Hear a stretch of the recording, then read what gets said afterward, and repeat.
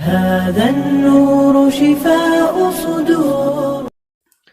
دو عاشق به هم عهد میکنند که تا آخر عمر یکجا باشند.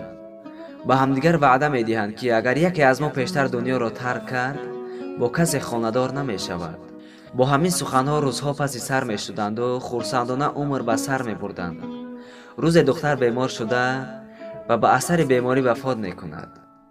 جوان از محبت زیاد زن نگرفت و سر گوری دختر 30 سال او را یاد کرده گریه میکرد. روز حضرت عیسی علیه السلام از این گورستان گذر داشت و حال این مرد را دید و پرسان شد: ای مرد، چرا اینقدر گریه داری؟ مرد سرگذشتش را به حضرت عیسی علیه السلام نقل کرد. حضرت عیسی علیه السلام گفت: گریه نکن، دختر بی وفا است. مرد گفت: نه، زن من بی وفا نبود، با وفا بود.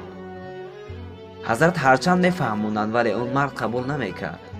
سپس حضرت عیسی علیه السلام میگوید: میخواهی که باقی عمرت را 2 تقسیم کنی تا که زنت را با اذن الهی دعا کرده زنده گردانم. مرد گفت: البته میخواهم. گویان راضی میشود. حضرت دعا میکند، گور باز میشود و دختر بیرون میآید. دختر یاش و زیبا، اما پسر از درد و غم سرش سفید شده است. حضرت دوباره نکاحشان میکند و میرود. جوان موی سفید از همسرش خواهش میکند که تا دم سر زانویش خواب رود، زیرا بسیار خسته شده بود. همین وقت شاهزاده اسب سوار میگذرد. چشمش به دختری زیبا میافتد. از دختر میپرسد: این موی سفید چرا روی زانوی تو خوابیده است؟ دختر در جواب میگوید: او مرا دزدیده است.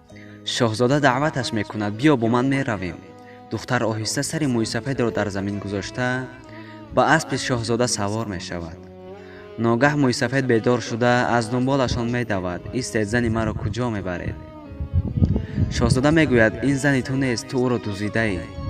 موی سفید قسم میخورد که الحمدلله زن حقانی خودم است. شاهزاده از دختر میپرسد که او راست میگوید؟ دختر میگوید: نه، او مرا دزدیده است. شاهزاده با موی سفید تاکید کرده میگوید که از پس ما نیا وگرنه سرت را به دار میآویزم. اما موی سفید خواهش کنان میرود. شاهزاده فرمان میدهد که به دار آویخته شود. پیش از دار باز موی سفید سخنهایش را تکرار کردن میگیرد.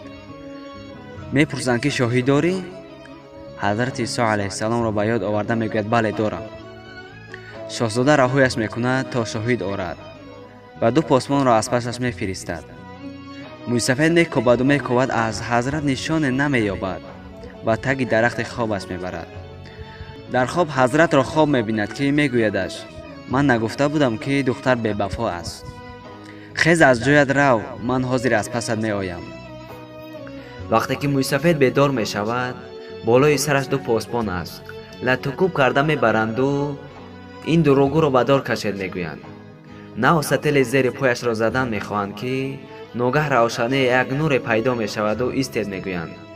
این حضرت عیسی علیه السلام بود و یک همش را به شاهزاده نقل میکند. با موی سفید مراجعت کرده میگوید: اکنون میخواهی باقی عمری داده‌ات را بگیری؟ موی سفید میگوید: بله. حضرت دعا میکنند و عمری داده موی سفید به زنش باز به خودش بر میگردد و زنی به شوقت دویم باره استخوان شده میریزد.